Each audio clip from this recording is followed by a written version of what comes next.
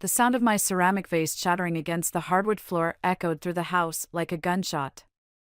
I stood frozen in my own entryway, staring at the scattered blue shards that once held my wedding flowers. "Oh dear, I was just trying to make space for my mother's antique vase," Norma called from the living room. "That modern piece didn't really match the traditional aesthetic I'm creating. I'm Vivian, and 3 hours ago, I had a perfectly arranged home. Now my mother-in-law had transformed it into what she probably considered an improvement. The furniture had been rearranged, my artwork was stacked in a corner, and family photos I'd never seen before covered every surface. I hope you don't mind, dear. Mark gave me his key so I could surprise you both."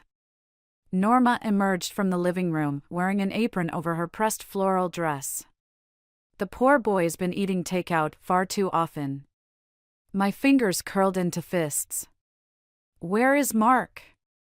"Still at work, I imagine. He's been putting in such long hours lately." She tooted, moving past me to adjust a newly hung portrait of her late husband. "Someone needs to take care of him properly." The implication hung in the air like poison gas. I pulled out my phone and typed, "Coming home. Now. Emergency. Norma, I appreciate you wanting to help, but don't worry about the vase, dear. We'll replace it with something more suitable." She was already sweeping up the pieces, humming to herself. "I've made pot roast for dinner. Mark's favorite." My phone buzzed. "Can't leave work. Big project due. Everything okay?" The rage building in my chest threatened to explode. I forced myself to breathe, counting backward from 10. "How long are you planning to stay?" "Oh, we haven't decided yet." Norma straightened up, dumping my shattered vase into the trash. "Since Howard passed, the house feels so empty. Mark suggested I might spend some time here, help out around the house." My stomach dropped. "He what?" "We discussed it last week. He's such a thoughtful boy." She patted my arm condescendingly. "Now, why don't you go freshen up? You look tired, dear. Those long work hours really show on a woman's face." I retreated to my bedroom, the only space still untouched by Hurricane Norma, and called Mark again. Voicemail. "Your mother is here. She's redecorating our house and talking about moving in. Call me back immediately."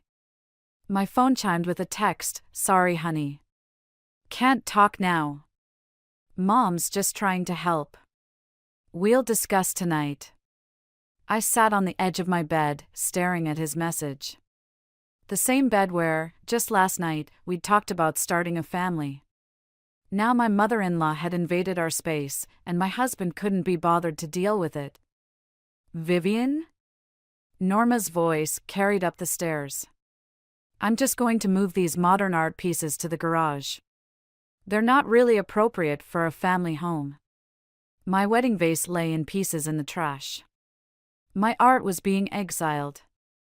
My space was being erased, piece by piece, and my husband was letting it happen. I opened my phone and called Rachel. "Hey," I said when she answered. "Remember when you said I was too nice? That I let people walk all over me?" "Yeah. I think that's about to change." I watched through the window as Norma carried my favorite sculpture toward the garage. "I'm done being nice." "What happened?" "My mother-in-law just declared war." I stood up, straightening my spine. "And she has no idea what she's started." 3 days into Norma's invasion, I found myself hiding in my office at work, pretending to review marketing proposals while actually scrolling through apartment listings. The door clicked open, and I quickly switched screens. "Your 9 o'clock is here," my assistant said, "and your mother-in-law called." Again. I deleted the 4th voicemail without listening to it. "Send them in." The client meeting dragged on, my mind drifting to last night's dinner. Norma had served pot roast, again, while lecturing about the importance of learning family recipes. A wife should know her husband's favorites, she'd said, her eyes boring into me across the table. Mark had just kept eating, silent as always. My phone buzzed. Norma, the cleaning service you use is inadequate. I've cancelled them. We can save money if I handle it. Vivian? Your thoughts on the campaign direction? I looked up at my client's expectant face, realizing I'd missed half the conversation.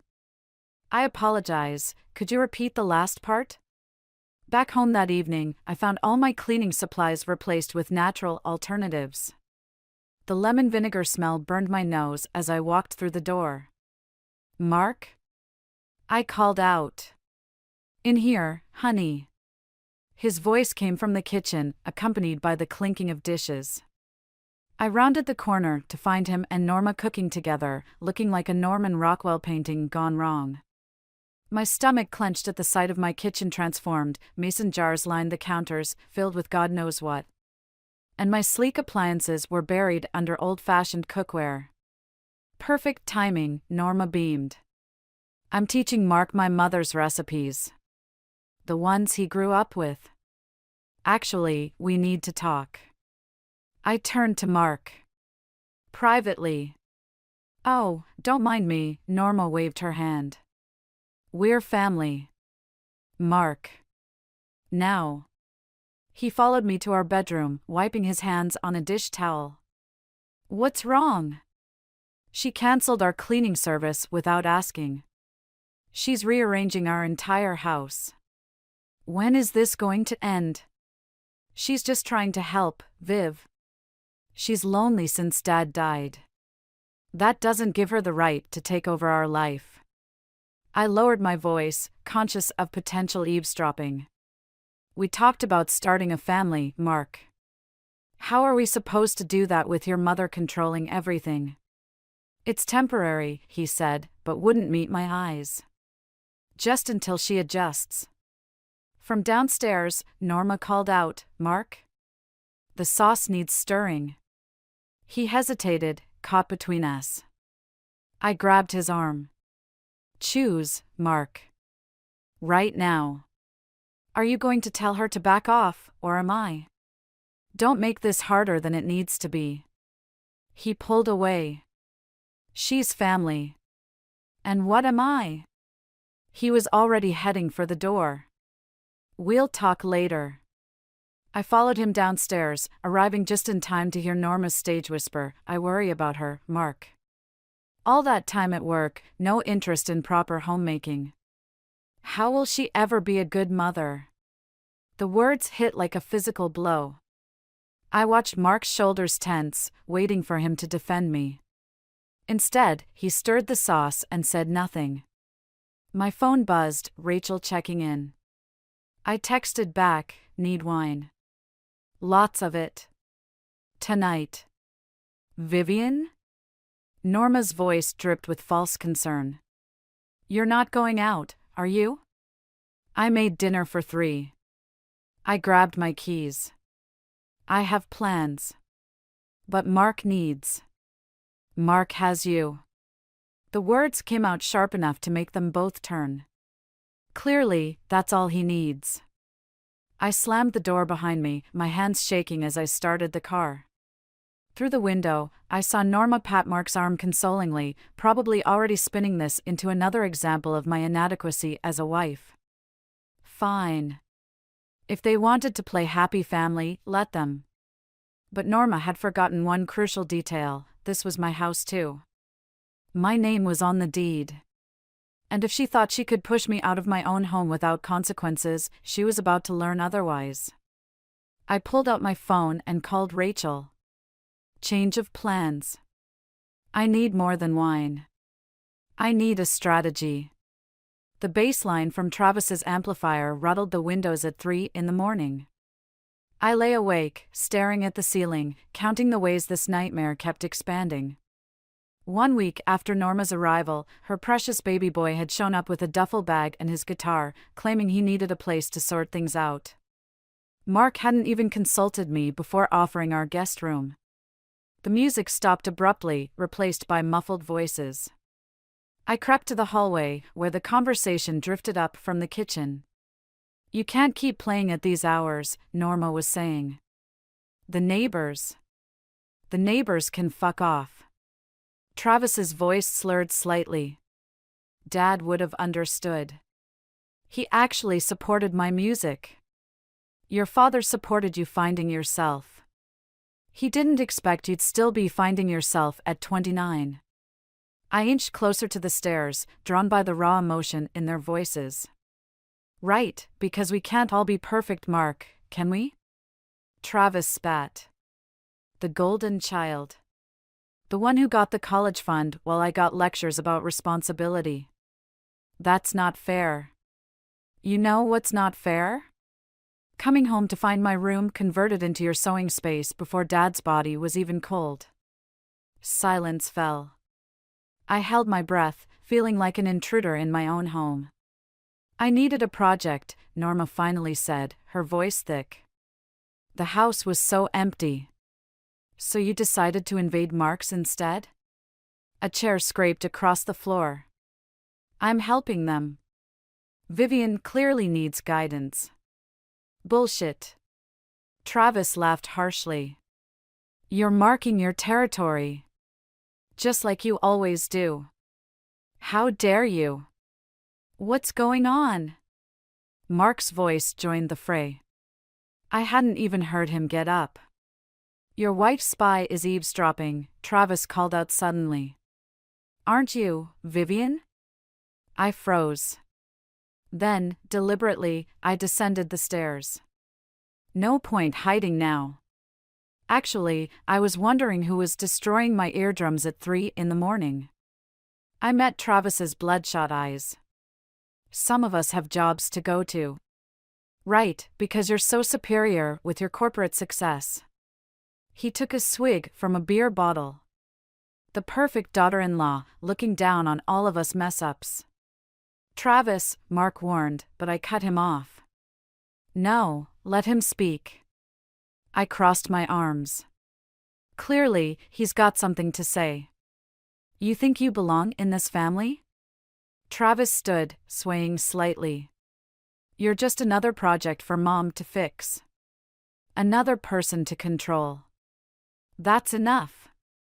Norma stepped between us. "Travis is just tired. And drunk." "No, he's right." I smiled coldly. "I don't belong in this family. This dysfunctional, codependent mess of a family." Mark reached for my arm. "Viv." I jerked away. "Don't touch me. You let them turn our home into a halfway house without even asking me. He's my brother. And I'm your wife." The words exploded out of me. "Or did you forget that part when Mommy moved in to take over?" Travis started laughing. "Oh man, this is better than cable. Get out." I turned on him. "All of you, get out of my house." "It's my house too," Mark said quietly. "And they're staying." The kitchen fell silent. I looked at each of them, Travis's smirk, Norma's satisfied expression, Mark's averted eyes, and something inside me hardened. "Fine." I headed for the stairs. "Then I'll go." "Don't be dramatic," Norma called after me. "Where would you even go?" I was already throwing clothes into a bag when Mark caught up to me. "You're overreacting," he said. "They're family." I zipped the bag shut. "And what am I, Mark?" He had no answer. "Just like always." As I drove away, I caught a glimpse of them in the window, Norma comforting Mark, Travis raising his beer bottle in mock salute. They looked like a perfect family portrait. But they'd forgotten something crucial. I wasn't just going to disappear. They'd invaded my home, dismissed my feelings, and pushed me out. Now they were going to learn what happened when you pushed too far. I pulled out my phone and dialed Rachel. Remember that strategy we talked about? It's time. Rachel's guest room became my war room. 3 weeks into my exile, sticky notes covered the walls like battle plans, each one detailing another small victory. Norma's precious antiques mysteriously appearing on online auction sites. Travis's amplifier developing an electrical short. The house's security system randomly activating at 3 a.m. My phone buzzed, Mark, again. I let it go to voicemail. You're going to have to talk to him eventually, Rachel said from the doorway, coffee mug in hand. Why? He's not talking to me. I crossed off another item on my list. Besides, I'm busy. Planning your next psychological warfare campaign? Before I could answer, my work phone rang. The client's name made my stomach drop. Vivian speaking. Mrs. Henderson here. We need to discuss the campaign immediately. Her voice crackled with tension. Someone contacted us about your personal situation. My blood ran cold. I don't understand. Your mother-in-law called.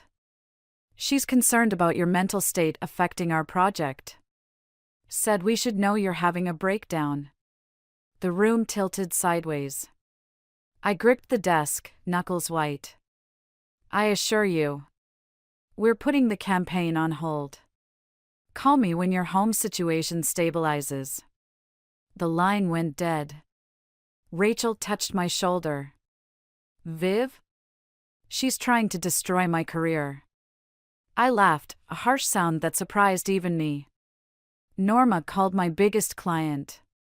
That's crossing a line. Lines? I stood up, pacing. She crossed every line the moment she moved in. But this? This is war. My personal phone buzzed again. This time, it was Travis. What? Whoa, hostile much? His voice carried that familiar smug tone. Just thought you'd want to know Mom's planning to redecorate your home office. Something about a proper sewing room? The room spun again, but differently this time. She wouldn't dare.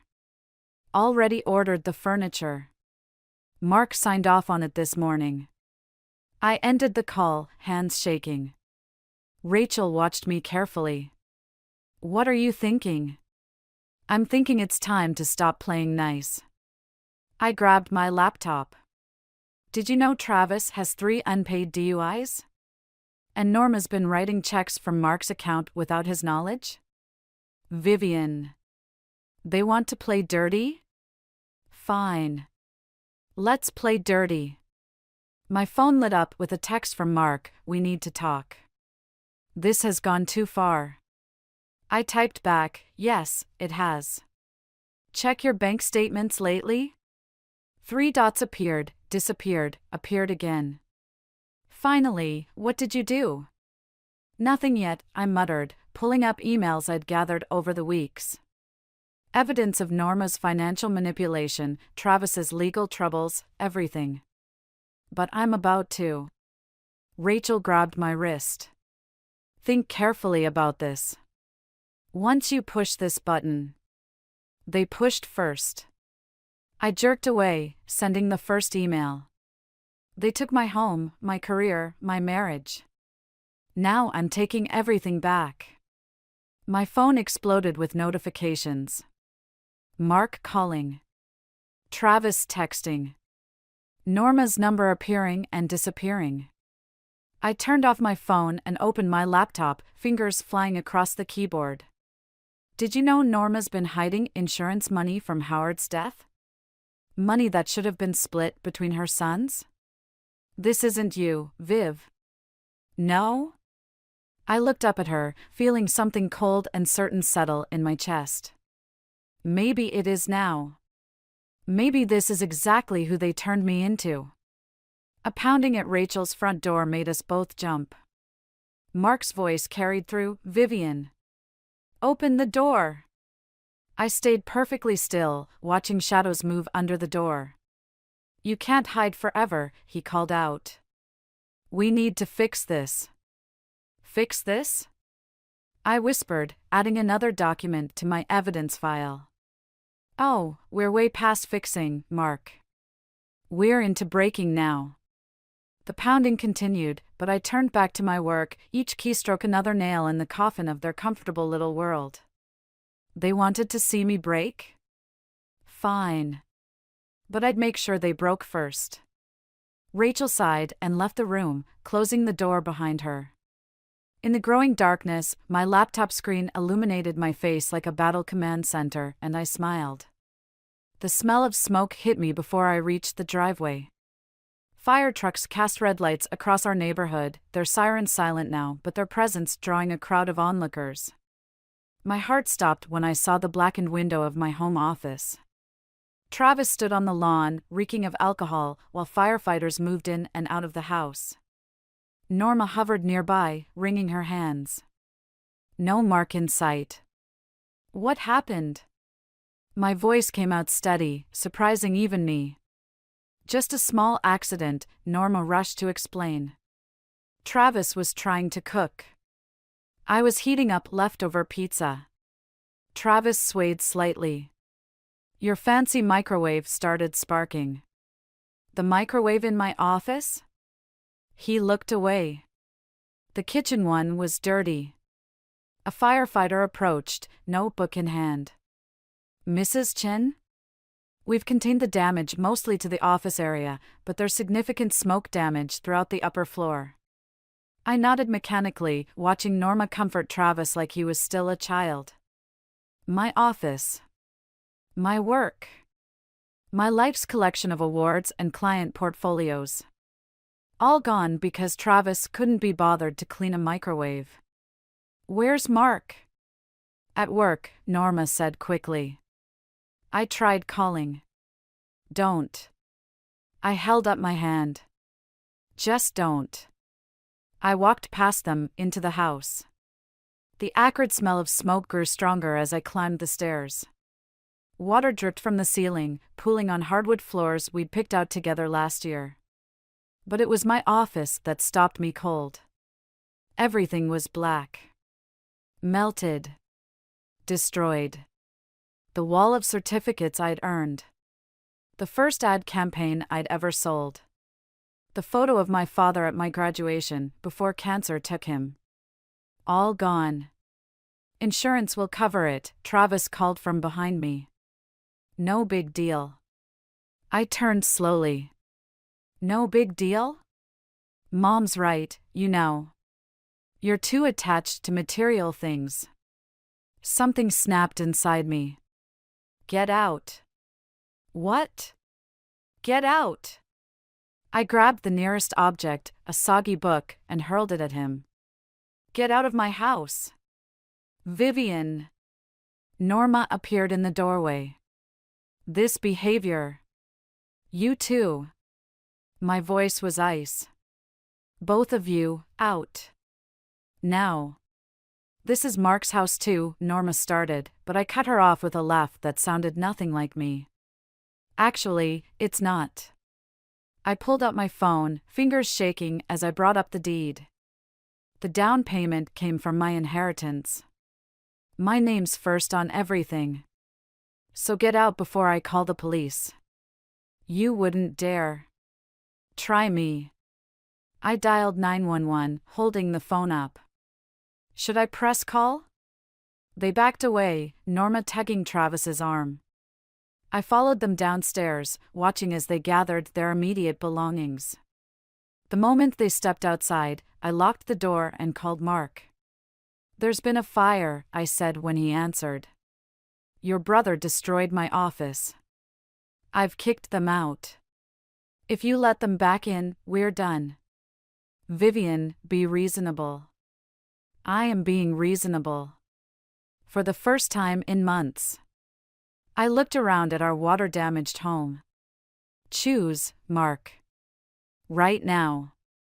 Them or me. They're my family. And I'm your wife. Or was. I ended the call and turned off my phone. Hours later, headlights swept across the walls. Keys jingled in the lock. Mark's footsteps on the stairs, then silence as he surveyed the damage. "They can stay with me at the extended stay," he said finally. "Just until we figure things out." I nodded, not looking at him. "Take what you need. Viv. You've made your choice." I stayed focused on the ruined remains of my office. "Now I'm making mine." He packed a bag in silence. At the door, he paused. "This isn't what I wanted." "Funny. It's exactly what your mother wanted." After he left, I sat in the darkness of my destroyed office, surrounded by the wreckage of my marriage. Tomorrow, I'd call contractors, insurance, lawyers.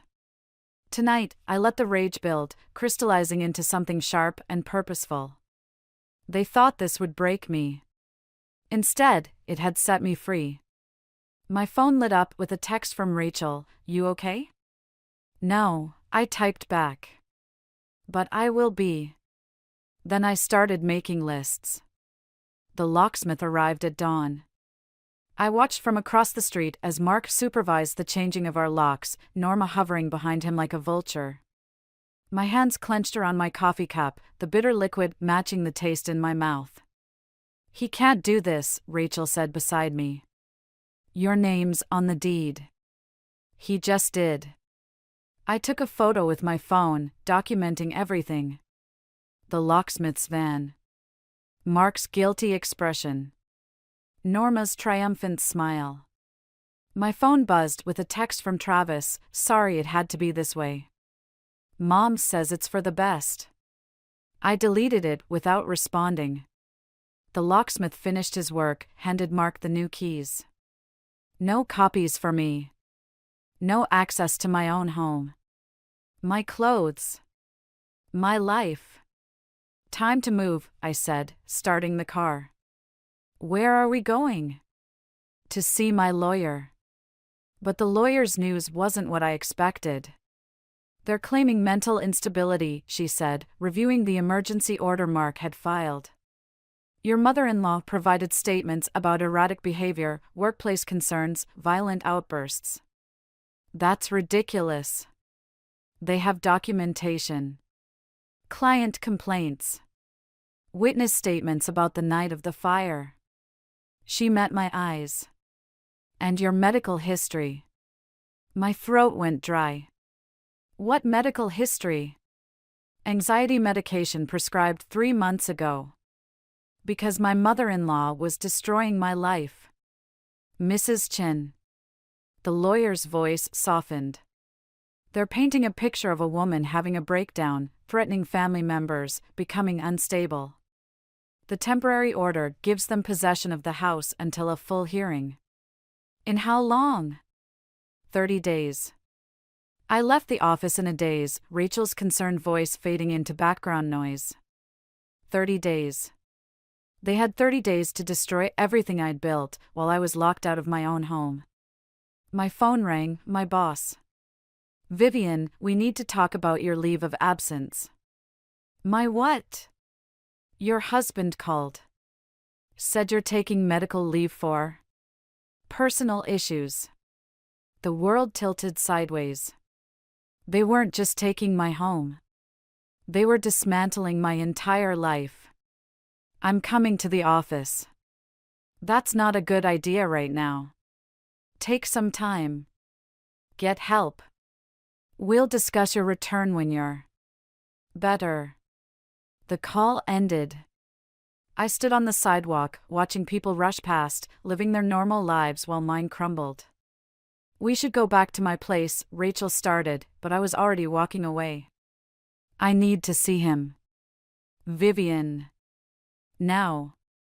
I found Mark at his office, Norma's handiwork evident in the fresh cookies on his desk, the family photos she'd added. He looked up when I entered, immediately reaching for his phone. "Don't bother calling security," I said. "I'll be quick. You shouldn't be here." "Funny. I've been hearing that a lot lately." I picked up a cookie, crushed it in my fist. "Did you even read what you signed?" The doctors will help you. Doctors? I laughed, the sound harsh even to my ears. The only crazy thing I did was marry you. You're proving their point right now. Their point? I swept the cookies off his desk. Your mother orchestrated this whole thing. And you're too weak to see it. He stood, finally showing emotion. Get out before I call security. Or what? You'll have me committed? Add it to your mother's list of my sins? I leaned close, voice dropping. You want to see crazy? Keep pushing. See what happens when you back someone into a corner. Is that a threat? No, Mark. It's a promise. Security arrived as I was leaving. I heard them asking if he wanted to press charges. His response was lost as the elevator doors closed. Outside, I looked up at his office window, at the life I'd lost, the home I couldn't enter, the career hanging by a thread. They'd taken everything. Almost everything. I pulled out my phone and dialed a number I'd been saving. Hello, Travis? We need to talk about your mother. And that insurance money she's been hiding. Sometimes, to win a war, you had to burn everything to the ground. Travis met me at a coffee shop 2 blocks from my house, my former house. His hands shook as he stirred his 4th sugar into his latte, eyes darting around like he expected Norma to materialize at any moment. Show me, I said. He slid his phone across the table. Photos of bank statements, insurance documents, letters from Howard's lawyer. All hidden in Norma's sewing room, my former office. She said it was better this way, Travis muttered. Said Mark would waste his share on me if he knew. And you believed her? I believed everything she said. He laughed bitterly. Until I found these. Dad left us equal shares, Viv. She kept Mark's portion to control him. Kept mine to punish me. I scrolled through the photos, each one a nail in Norma's coffin. Why show me this now? Because, his voice cracked. Because she's doing to you what she did to Dad. Isolating. Controlling. Making everyone think you're crazy until you start believing it yourself. My phone buzzed. Mark, where are you meeting Travis? She's watching you, I said. Travis nodded. Always is. Another text, Mom's worried. Come home. We can talk. They're at the house? I stood up. Perfect. Vivian, wait. But I was already moving, Travis scrambling to follow. The walk took less than 5 minutes. I found them in the living room, my living room, Norma rearranging my photos again, Mark pacing. Hello, Mother. Norma spun around. You can't be here. Actually, I can. I held up my phone. Interesting reading material in your sewing room. Howard would be disappointed. The color drained from her face. Travis? He stepped out from behind me. I found everything, Mom. Whatever you think you found, she started toward her sewing room, but I blocked her path. The insurance money? The split inheritance? The letters proving Howard wanted both sons to have equal shares? I smiled. Already sent to my lawyer. Mark, Norma turned to her son. She's lying. You know how unstable. Show him, I told Travis. He hesitated, then handed Mark his phone. I watched my husband's face as he scrolled through the evidence of his mother's manipulation. The moment realization hit. The moment everything changed. Mom? His voice sounded young, lost. What did you do? I protected you. Norma's composure cracked. Travis would have wasted his share on that ridiculous band. You needed guidance, structure. I needed my wife. Mark's hands shook. My home. My life. I am your life. Norma stepped toward him, but he backed away. Everything I did was for this family. No. I moved between them. Everything you did was for control. And now you've lost it. She turned on Travis. You ungrateful. Don't. His voice was stronger now. Don't make this his fault, I said. Your husband wanted better for his sons. You chose power instead. Get out, Mark said quietly. Norma froze. What? Get out. He looked up, meeting her eyes. Both of you. Now. Mark. Now. I watched them leave, Norma still protesting, Travis not looking back. When the door closed, silence fell. I'll have my lawyer contact you about the inheritance, I said, turning to go. Wait. Mark caught my arm. I didn't know. You didn't want to know. I pulled away. There's a difference. We could try. No. The word came out gentle but firm. We can't. Then what happens now? I looked around at our home, the space that had become a battlefield, the life we'd let slip away. Now we learn to live with our choices. I left him standing there, surrounded by the wreckage of his mother's manipulation and his own weakness. Outside, the air felt cleaner somehow. Lighter. My phone buzzed one last time. Rachel, you okay? For the first time in months, I smiled. Yes, I typed back. I'm free. Sometimes winning isn't about destroying your enemies. Sometimes it's about walking away and letting them destroy themselves. The movers worked efficiently, boxing up the last remnants of my married life while I supervised from the doorway. Each item they removed felt like shedding another layer of the person I used to be. Found this in the office cleanup, one of them said, holding out a water-damaged envelope. Howard's handwriting. The letter had survived the fire, hidden behind a loose baseboard. I waited until the movers left before opening it. The paper was yellowed, dated 3 months before his death. My dear children, it began. By the time you read this, your mother will have tried to keep you close, to protect you in the only way she knows how. But a family built on control isn't a family at all, it's a prison. My hands shook as I read on. Mark, your strength lies in your kindness, but kindness without backbone becomes weakness. Travis, your passion is your gift, but rebellion without purpose becomes destruction. Learn to stand alone before you stand together. The final paragraph caught in my throat, and to whoever marries into this family, I'm sorry. The chains here are invisible until they're around your neck. Break them if you can. Sometimes love means walking away. The front door opened. Mark stood there, looking older somehow, more worn. The movers are finished, I said, folding the letter. Vivian, I don't. I held up my hand. We both know why we're here. He nodded, eyes falling on the letter. What's that?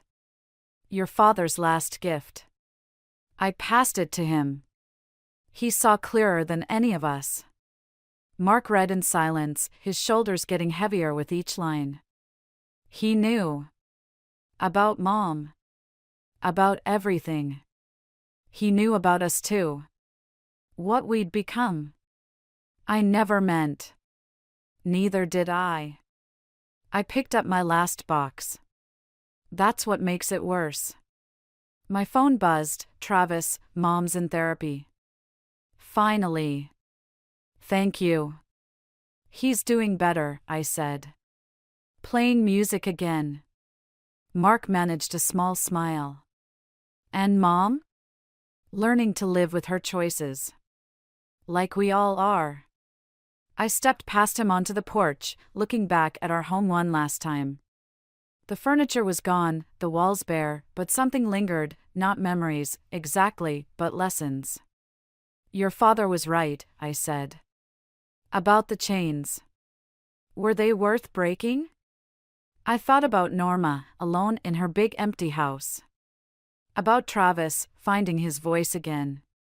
About Mark, finally seeing the truth. About me, standing here, free. Some chains break you, I said. Others break you free. He nodded, understanding finally settling between us like peace. The lawyers will handle the rest, I said, walking to my car. The box felt lighter now, the letter's weight distributed between us all. My phone lit up again. Rachel, ready? Almost, I typed back. Just saying goodbye. But as I drove away, I realized that wasn't quite right. This wasn't goodbye, it was hello. Hello to the woman who'd emerged from the ashes of a controlled life. Hello to the strength I'd found in walking away. Howard's words echoed in my mind, sometimes love means walking away. He'd written that for all of us, his wife, his sons. And the daughter-in-law he'd never meet. A warning, a blessing, and a permission slip all in one. I turned onto the highway, watching my old life disappear in the rearview mirror. Ahead, the road stretched empty and open, full of possibilities. No more chains. No more controls. No more invisible prisons. Just me, finally free to choose my own direction. My phone buzzed one last time. Mark, thank you for breaking the chains. I didn't respond. Some things don't need answers. Some victories are best celebrated in silence, in the quiet knowledge that sometimes losing everything is the only way to find yourself. I drove on, leaving the broken chains behind, carrying only the strength they'd taught me to find.